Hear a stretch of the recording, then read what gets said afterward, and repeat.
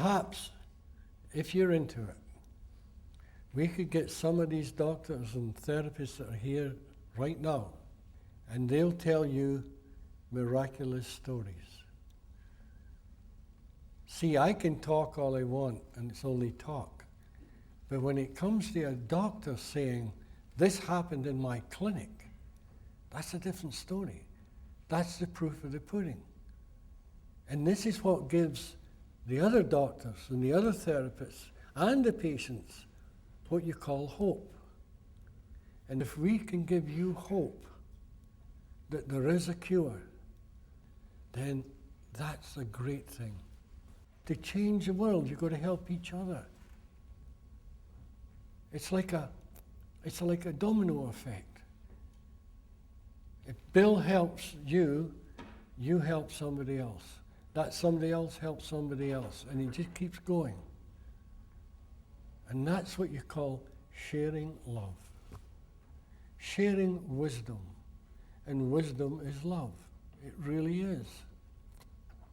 Wisdom is a God-given intelligence before the contamination of human thought. And it lies inside, dormant. Now, when I say inside, I don't mean inside the body. This is just a way to try and express the unexpressible. Inside means really beyond time, space, and matter. And you're connected to those three principles that lie before time, space, and matter. And those three principles are the wisdom you're looking for. But you can't find it because you're caught up in a divine illusion. And your own little mind, your own little thought system is jamming it because you see an illusion. You go past the illusion, and there it is. People say, well, how do you do that? Try and find a quiet mind. You can't think your way into a quiet mind. All you have to do is just be. That's all. Just be. And that quiet mind will take you there. But you'll never find it with a busy mind. So the more you think about what I'm saying, the worse it'll be for you. Don't think about it. If you get a nice feeling, enjoy it. That's the way. If you're driving home, don't try and figure it out.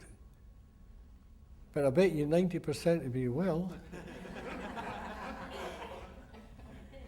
But it's when you get, all of a sudden, you know how some people will say, I was having a shower, and suddenly I realized, or I was driving down the road, and I just realized, wow, it's my own thoughts that were creating the problem, because they weren't thinking. And the greatest experience you could ever have in your life is in a complete state of no thought.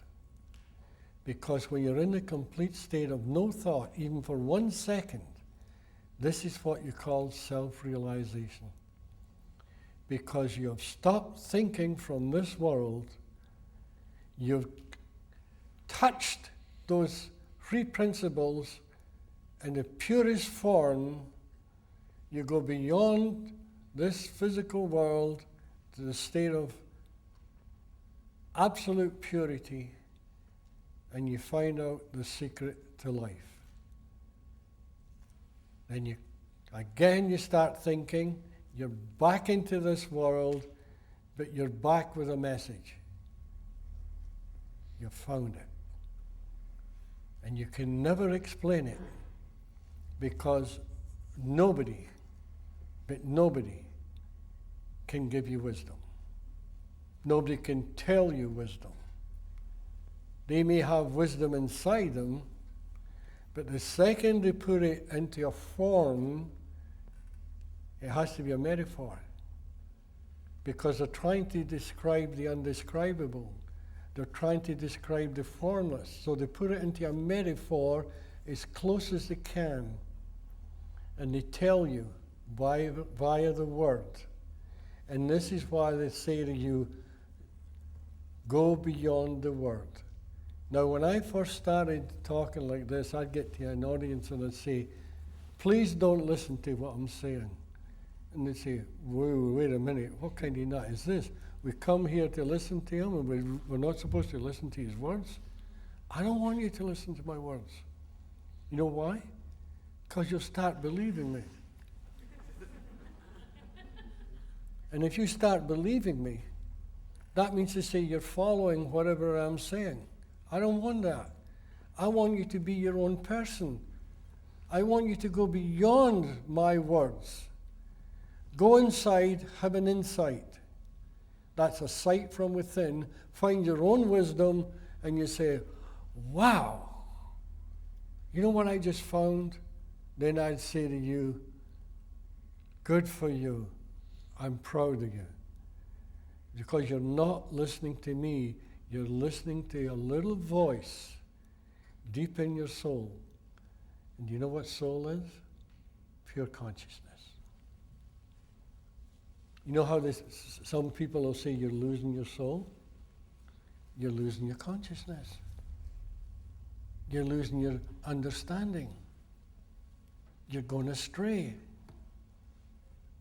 Then somebody will come along and say, I know you're going astray. I'll take you back again. Just listen to this story. And they'll tell you a story. And you think, well, it's just a story. No, it isn't. It's a metaphor. And if you listen very carefully, you go beyond the word. That's what George was trying to tell people the other day, how to listen. And quite often we talk to people and they'll say, well, I am listening. I say, no, you're not. You're not hearing what I'm saying. Yes, I am. And they can repeat the words. They'll repeat the words and they'll say, you're saying mind, consciousness, and thought. I've got a pet parrot that could say that. But that doesn't mean to say the pet parrot knows what he's talking about. It's the understanding beyond the words of mind, consciousness, and thought. Now, a lot of the Eastern philosophies, they talk about big mind and little mind. They're talking about what they call God mind, or universal mind, or the spiritual mind. Then they talk about the little mind being your freedom of thought. But in reality, there isn't a big mind and a little mind, because that's a duality. There is only one mind. And unless you see in the singular, you will never find it. You have to see in the singular. And if you hear in the singular, this is where the deaf will hear and the blind will see. Because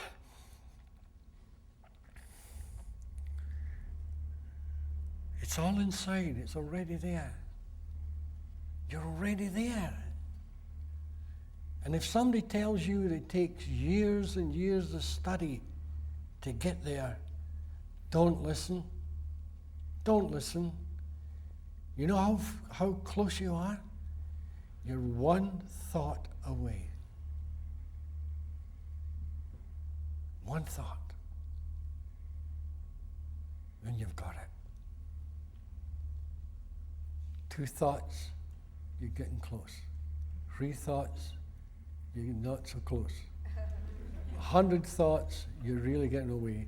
1,000 thoughts, you're really missing the boat. People say, you know what I think? I say, no, I'm not interested. Because it's a world of thought. And if you can find the secret to thoughtlessness, and I've had people say to me, you know, Sid, you're full of it. I say, okay, how come? Well, I'm talking about one particular person a long time ago. Well, I've been in that state of no thought, and I didn't like it one bit. And I'll say, oh, really? You were in a state of no thought? Yes. He says, it was the scariest thing I ever had in my life. I said, tell me about it.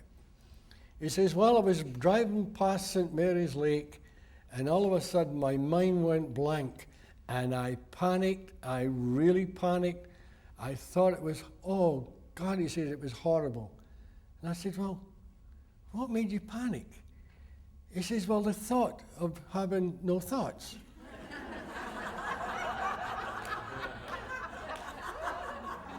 So, you know, something's wrong here. Now, the state of no thought is, do you know when you, I don't know if I should say this or not. You know when you die, everybody becomes enlightened. Everybody. And that's the beauty. And I don't care who says that somebody's judging you or not. That's not true. It's only the human mind that judges. When you die, you will see that this world has been, for you, a divine illusion, and you've gone home. But the only thing is, you're dead. You don't live to tell the tale. But enlightenment, you do live to tell the tale.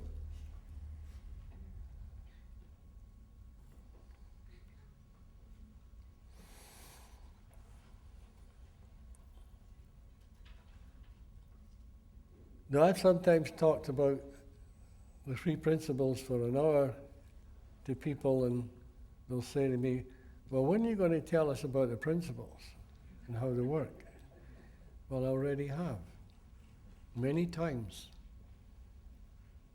You see, those wise people from the past, all these great mystics, they'll take you by metaphor to the door. They'll even open the door for you, but you've got to walk through. Nobody can put you through that door. If you want to go past this physical world and find out the ultimate secret, you have to do it on your own. If you want to find the wisdom inside yourself, you have to do it on your own. Because somebody could talk to another person till hell freezes over every day in life, and they'll never find it because they're going to go through it. And here's another beautiful thing. Some people will say, well, I've been talking to this man that really knows, or this woman that really knows what they're talking about for 40 years, so I know more than you. Time is an illusion. And somebody can walk in here, sit down for 5 minutes, and be ahead of you, me, and everybody else. So don't ever be fooled by anybody saying to you, I'll have to teach you because I've been listening for X amount of years. That has nothing to do with it. If that's the case, those people do not know that this life is an illusion. It's an illusion.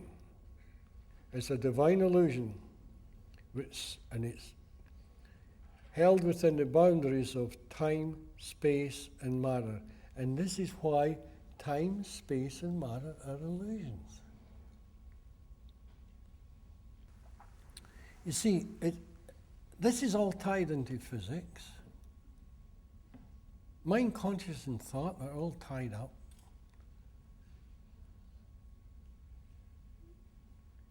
Like that E equals mc squared. Never mind the square and the speed of light, because that's finite. And no matter how big a number it is, it can still come to an end. The answer to that should be infinity. And infinity is the energy of all things, whether in form or formless. Therefore, that is what infinity is. A lot of people argue, what is infinity? Is there such a thing? Of course there is, because this is what creation is. It's the energy of all things, whether in form or formless. That's why a lot of these mystics say, excuse me, there's no beginning and no end. Now, with our little minds, we can't possibly imagine no beginning and no end. Can you imagine a piece of string with just only one end? Try it.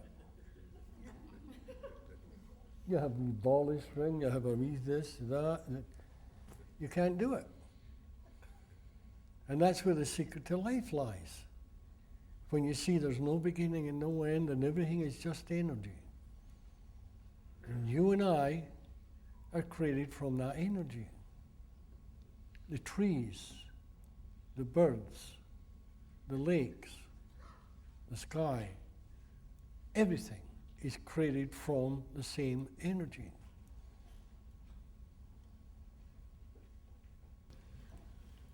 It's an illusion. When the illusion comes to an end, you come to an end. And that's what they call death. But life and death are really the same thing in a different form, because they're all the same energy.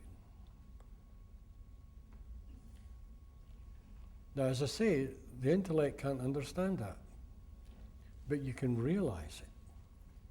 And to realize it, you must step inside, go beyond the intellect, peace of mind, and there it is. It's right in front of you. Always has been, always will be. That's why the great nothingness some of the sages talked about is before creation. And the great nothingness and the allness are the same thing in a different disguise.